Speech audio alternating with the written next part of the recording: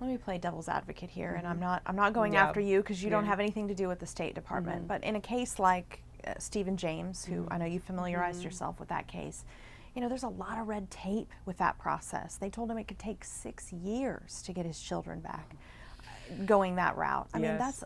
that's a long time. That is a Nobody wants ridiculous. to wait that long. That's a ridiculously long time. And in my experience, I've only had a few cases that have been, of many cases that have been that long.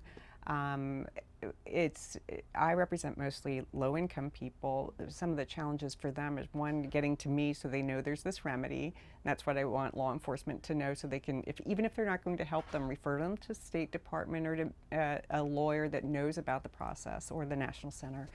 The process, you have to translate all your documents into the language of the destination country. That's a big hurdle for people. And then get a lawyer to actually do an affidavit saying why you had custody rights and why you're entitled to the return of your child. And then all that goes from the State Department over to its equivalent central authority in Mexico, if we're using Mexico as an example. And things have improved remarkably in terms of the processing by the State Department of these cases. They review it for, not for necessarily its merit, but for its completeness. And so they'll tell you if it's not complete. Tell me about dealing with Mexico specifically. It's Mexico has improved in my experience over 10 years, but there's still it's 2 steps forward, 3 back on occasion. The biggest challenge we've had in recent years is children that have been abducted to basically lawless states, states where you might have a judge who may understand the law and be willing to return the children, but is afraid to do so because they don't know who the taking parent is and if they might be affiliated with criminal elements. So we've encountered that quite a bit of late. In fact, in some states like San Luis Potosí and other states where the Zetas are fairly powerful, the judges and the judicial system is basically broken down, and that's been a huge tragedy, and on so many levels. What do you think when you hear a law enforcement officer in your training say, "Sorry, we're just not going to deal with it"? I I think that it's hard for law enforcement has incredibly difficult jobs, and they have to know. Just in 2011, there were about 56 new crimes put on the books.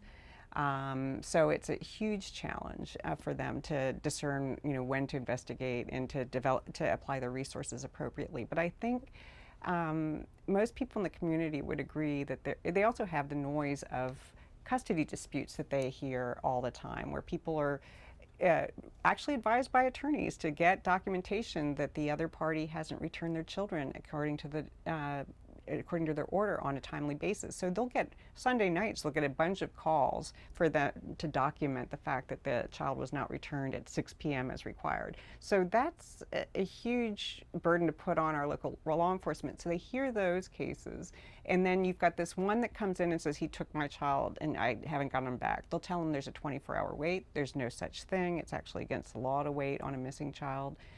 They'll say they're not missing because they're with the other parent. That's not necessarily the case either. There's instances when they can be declared missing, even with the other parent, many instances.